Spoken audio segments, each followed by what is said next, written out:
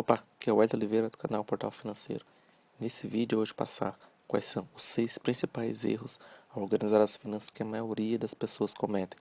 Então, fique comigo até o final desse vídeo que eu vou te mostrar não só o erro, mas a explicação do porquê isso acontece e principalmente como você evitar.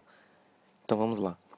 O primeiro erro ao organizar as finanças que a maioria, o primeiro, é não ter um fundo de emergência. É melhor prevenir do que remediar.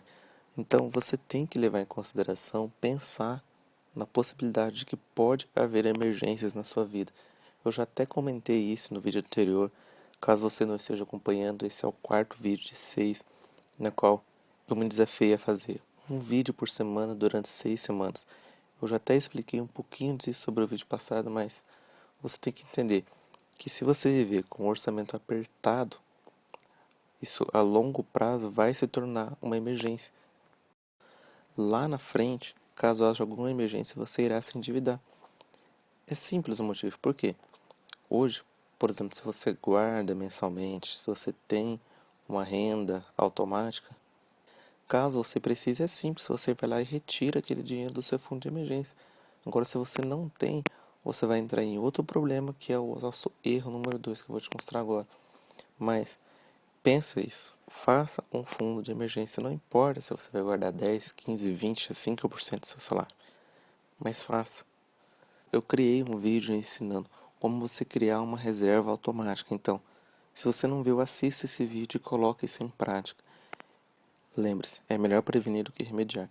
Se você não criar agora um fundo de emergência, você vai ter que se endividar, e aí eu vou mostrar para você no erro 2 qual que é a primeira alternativa e a pior das alternativas que a maioria das pessoas utilizam quando não tem dinheiro. Vamos lá. Simples. O raio do cheque especial. O cheque especial, gente, os juros cobrados deles são altíssimos. E uma informação interessante. Além de ter o imposto sobre operações financeiras, se você ultrapassar o limite, os juros cobrados são maiores, fora as taxas e as tarifas. Então, o que você deve fazer? Guarde o contrato. Caso você precisar, caso você fizer, por mais errado que seja, vamos supor que você fez. Pronto, não teve jeito, você fez. Por mais que existem N formas de você conseguir um empréstimo, você foi na pior e utilizou o cheque especial. Guarda o contrato, porque muitas vezes o valor declarado no cheque especial é diferente do Banco Central. Ou seja, você tem uma dívida de, por exemplo, 15 mil reais. Eles informam que você deve, por exemplo, 20 mil reais, e lá no Banco Central eles informam que você deve 16, 17 mil reais por causa dos juros. Então, muitas vezes eles lançam esse valor diferente lá no Banco Central, informam para você um valor diferente e aí você paga sem saber. Então aqui é a dica que é, você que está no cheque especial, peça o contrato, porque o que acontece? Vamos supor que você deve 20 parcelas. A primeira parcela está com 6%, a partir da segunda eles dobram para 12%. E aí uma dívida aqui de 10 mil reais, depois de 12 meses, era para ela estar 20 mil reais, por exemplo, com essa diferencinha, esse dobro de juros, ela passa a ter como total 30 mil reais, ou seja, 10 mil a mais do que o valor correto. Então, muita atenção a utilizar o cheque especial. O que eu sugiro que você faça caso você precise de um empréstimo? Você procure um empréstimo consignado. Os juros é bem menor e a dor de cabeça também. Seguindo, nós vamos para o terceiro erro. O terceiro erro é, muitas pessoas esquecem dos monstrinhos e dos monstrengos. O que eu quero dizer com isso? Todos nós temos os monstrinhos, que são aquelas dívidas ou aquelas contas que a gente faz de pouquinho em pouquinho, né? Quem nunca viu alguém dizendo que se economizar um café por dia ao longo de 10 anos, blá blá blá, vai conseguir comprar alguma coisa. Esses são os monstrinhos. Então é o cafezinho, é o chocolate, é um petisco, é uma coisinha pequena, mas que você faz, você tem um hábito de gastar aquilo que você não percebe. Então, uma dica simples é você pensa nos monstrinhos que atrapalham as suas finanças, aqueles que no final do mês, se você somar, vai dar um valor relevante. E uma coisa que eu coloquei aqui é importante. de grão em grão, a galinha enche o papo. Ou seja, funciona. Você guardar, deixar de tomar um cafezinho, deixar de comprar uma coisinha aqui, uma coisinha ali, todos os dias ou todos os meses, mas as grandes mudanças acontecem somente com grandes atitudes, não tem jeito. Então, se por exemplo você gasta 20% do seu salário, 30% do seu salário com um monstrengo, uma coisa que você não precisa, matar os monstrinhos, eles são importantes. Mas pare e pense, qual a porcentagem do seu salário, qual a porcentagem da sua renda que você gasta com os monstrengos? Eu já falei isso em um dos vídeos, comprar aquilo que você não precisa para agradar alguém que você não gosta. Pare e pense, quanto por cento do seu salário às vezes você compra coisa que você não precisa, e mesmo que não seja para agradar alguém que você não gosta, coisa que você tem como um prazer imediato, coisa que você realmente não precisa e você não larga aquilo. Então, eu até coloquei aqui embaixo, economizar um café por dia ajuda, mais como criação de um novo hábito do que como redução de gastos, diferente de deixar o carro em casa ou gastar sem necessidade. Aqui eu dei um exemplo. Por exemplo, se você tem condições de ir a pé, tem condições de bicicleta para o seu trabalho, você vai economizar bastante. É um monstrengo, entende? Se você tem esse tipo de condições, além de você fazer um exercício, toda aquela coisa que a gente já sabe, você mata um monstrengo do seu orçamento, entende? Esse tipo de comparação, de analogia, de mentalidade que eu quero que você tenha, eu quero que você implemente e consiga imaginar o seu orçamento sem esses monstrengos, sem esses monstrinhos que tanto atrapalham. Não que você não possa ter, ou tomar um cafezinho, não é isso. Tudo bem. Se você sabe disso tudo, e mesmo assim continua, tudo bem, você está fazendo isso de forma consciente.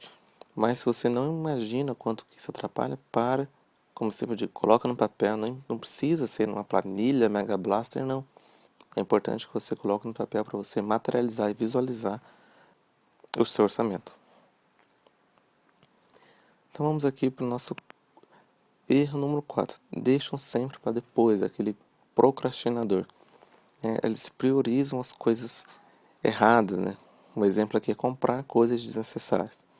Às vezes a gente sabe que tem que comprar uma coisa, a gente sabe exatamente aquilo que a gente precisa, mas a gente por algum motivo deixa para depois, a gente procrastina, a gente enrola, a gente acha que as nossas finanças pessoais não é algo necessário.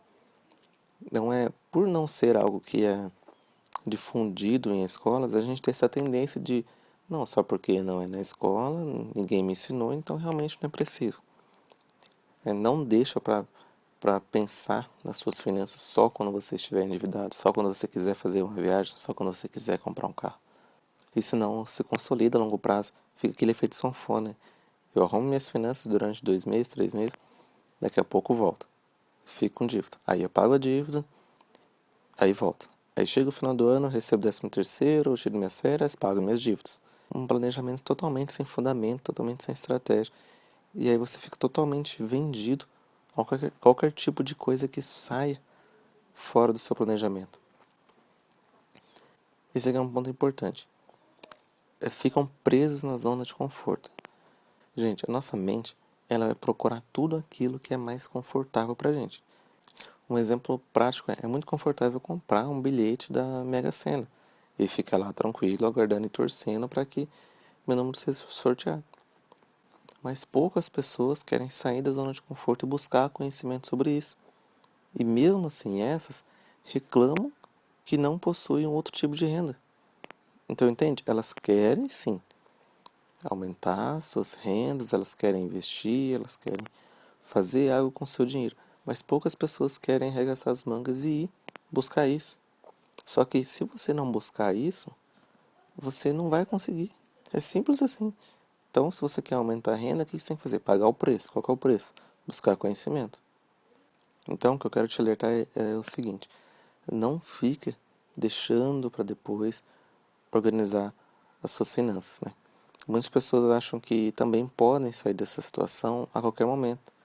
E quando estão no vermelho, eles falam coisas do tipo: não vou levar o dinheiro para o caixão mesmo, daqui a um tempo caduca a dívida. Então, assim, são pessoas que são mais resistentes à mudança que aí acabam se auto-sabotando só para não organizarem suas finanças. Isso serve para qualquer outra coisa, tá?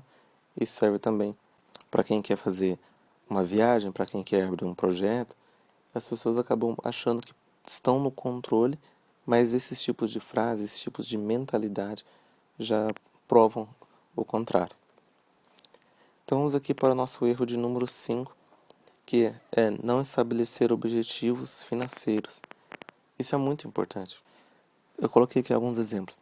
Iniciar uma faculdade, iniciar um projeto, iniciar uma casa, começar a investir, ser independente, etc.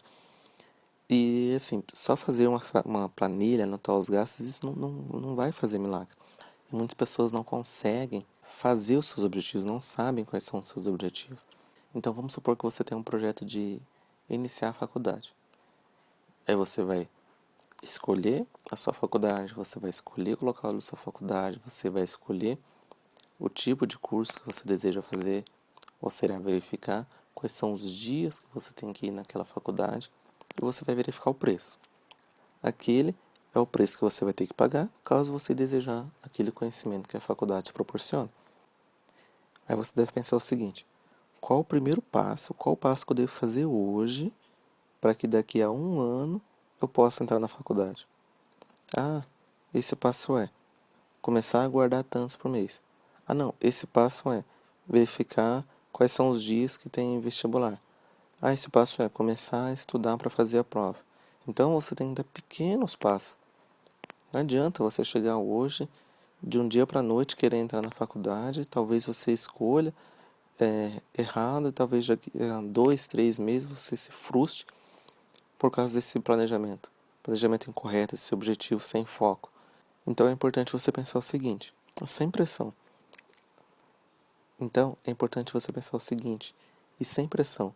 O que eu devo fazer hoje? Qual pequeno passo, a única atividade que eu tenho que fazer hoje para que daqui a um ano eu consiga entrar na faculdade? Essa é uma visão bem simples de você fazer os seus objetivos. Por exemplo, a gente está entrando no final do ano e muitas pessoas deixam para fazer os seus objetivos, deixam para fazer suas metas, os seus sonhos no dia da virada do ano. É loucura fazer isso, gente. A gente está entrando agora, dependendo de quando você está assistindo esse vídeo, a gente está no meio de setembro indo para outubro. Gente, em novembro você já está atrasado. Em outubro você já está no limite para fazer os seus objetivos. Não dá para você chegar no dia da virada e eu sonho em fazer isso, eu quero fazer isso e blá blá blá blá blá, que não vai sair nada. Você vai planejar hoje ações que você quer que sejam realizadas futuramente. Você vai desenhar o seu plano, a sua estratégia. E assim é com seus objetivos financeiros também. E eu coloquei uma frase que eu vi esses tempos na internet, que é: para quem está perdido, qualquer caminho serve. Então, assim, é uma frase que diz muito mais sobre atitude do que sobre objetivo. Porque se você sabe para onde você quer ir, você vai fazendo passo a passo o seu plano. Se você não sabe, você vai atirar para todo lado. E o problema de atirar para todo lado é o tempo que você vai, quantos erros você vai ter, ou quantas vezes você terá que testar até chegar no ponto certo. Não que testar seja ruim, não que levar tempo validando o seu objetivo seja ruim. Porém, se você parar, pensar friamente qual o objetivo que você quer, o que você espera, as chances de você conseguir são bem maiores do que você sair chutando para todo lado. Ah, vou fazer esse curso aqui porque eu quero fazer isso. Ah, vou fazer esse curso aqui porque é legal. Vou fazer esse curso aqui porque todo mundo faz. Vou fazer isso porque tal. Ah, vou comprar essa casa aqui no apartamento porque todo mundo diz que é legal. Não. Pare e pense o que você realmente quer financeiramente. Assim fica muito mais fácil, fica muito mais claro. A pressão fica bem menor para você conseguir atingir os seus objetivos.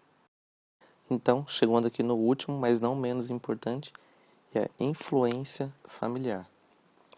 Gente, muitas pessoas acreditam que o dinheiro simboliza discórdia. E essa influência familiar, assim, é um assunto delicado, porque muitas famílias entendem realmente como o dinheiro funciona, muitas famílias não entendem como o dinheiro funciona, e aí acaba te passando influência negativa sobre o dinheiro porque elas não tiveram boas experiências com o dinheiro, digamos assim. Por não possuir o que desejam, muitas famílias acabam tratando o dinheiro como símbolo de limitação. O que eu quero dizer com isso? Que se você quiser algo, se o seu dinheiro não dá, então quer dizer que o dinheiro limitou as suas escolhas, que é aquilo que eu já falei anteriormente. Porém, muitas pessoas associam o dinheiro a uma coisa negativa, uma emoção negativa, ao invés de uma ferramenta. O dinheiro ele é só uma ferramenta para você adquirir algumas coisas. Somente, exclusivamente isso. Inclusive, quando a gente trabalha com ações, quando a gente entra no mercado de ações, uma das dicas que a gente aprende é a gente não ter emoção com isso. Por quê? Não ter emoção com um tipo de determinada empresa, não ter emoção com, eu gosto dessa empresa porque ela é bonitinha, o símbolo dela é tal, porque isso realmente vai influenciar a sua decisão. Então, você vai ter uma emoção desnecessária quanto ao dinheiro. Essas crenças, elas limitam o seu potencial de ganho. Eu já disse anteriormente em um vídeo que muitas pessoas não conseguem guardar dinheiro justamente pelo fato de que na infância, era muito falado na infância, que o dinheiro era sujo. Então, já que o dinheiro é sujo, por que eu vou ficar guardando uma coisa que é suja? Se eu guardar uma coisa que é suja, logo eu também serei sujo. Então não tem lógica. Se eu não quero ser sujo, eu não vou guardar dinheiro. Entende? E aí, esse tipo de pensamento ele acaba ficando no seu subconsciente e você acaba não conseguindo guardar dinheiro. E aí, você só vai detectar se realmente é isso através de um trabalho mais detalhado, um trabalho de coach, um trabalho de PNL, que vai conseguir identificar quais são as suas crenças limitantes sobre o dinheiro. Porque, por exemplo, não é que você não tenha competência para trabalhar no mercado de ações, para fazer um investimento em tesouro direto, porque tudo isso é coisa lógica. Você vai analisar uma empresa, investir e você consegue o retorno. Simples assim, é algo lógico. Sim, é algo que você vai fazer através de análise e sua análise pode estar errada. Mas percebe? A análise está errada. Não é a sua emoção sobre aquela empresa que vai fazer você tomar algum tipo de decisão. Certo? Tem sim um pouco a ver com o que o mercado pensa sobre aquela empresa. Sim, isso realmente. Mas aí é algo que você tem que conseguir apartar das suas decisões. Ok? Então, atenção com a influência, atenção com aquilo que você recebe dos seus amigos, colegas sobre o dinheiro. Porque, pensa o seguinte, uma forma simples de você conseguir diferenciar. Se a pessoa que está te dando conselhos é o tipo de pessoa que você almeja, ou o tipo de pessoa que você quer estar num patamar próximo, ok. Ela já passou por aquilo, então é bem provável de que aquilo que ela esteja falando seja verdade, porque ela já passou por aquilo, ela falou assim, olha, não faz isso, faz aquilo, eu já errei fazendo isso, isso, isso. Então sirva. Mas se ela é uma pessoa que não atingiu os resultados que você quer, talvez não seja uma boa pessoa para você se orientar. Certo? Então é isso, gente. Esses são 6 principais erros que a maioria das pessoas comete ao organizar as finanças. E eu sempre peço a você, aqui embaixo escreva, participe da conversa, dizendo o que você achou desse vídeo. Se você concorda com alguns pontos, se você não concorda, se você também comete um desses erros abaixo, escreva aqui embaixo. Nós estamos no 4º vídeo de 6 e nos próximos 2 vídeos eu irei fazer os vídeos justamente em cima dos comentários, em cima do que eu verificar aqui, tanto no meu canal do YouTube, tanto também no meu canal do Facebook e também através dos e-mails que eu recebo. Então, sim, essa é a hora de você dizer não só aquilo que você achou do vídeo, mas o que você quer ver, o que você gostaria de saber nos próximos vídeos, ok? Um grande abraço e até mais.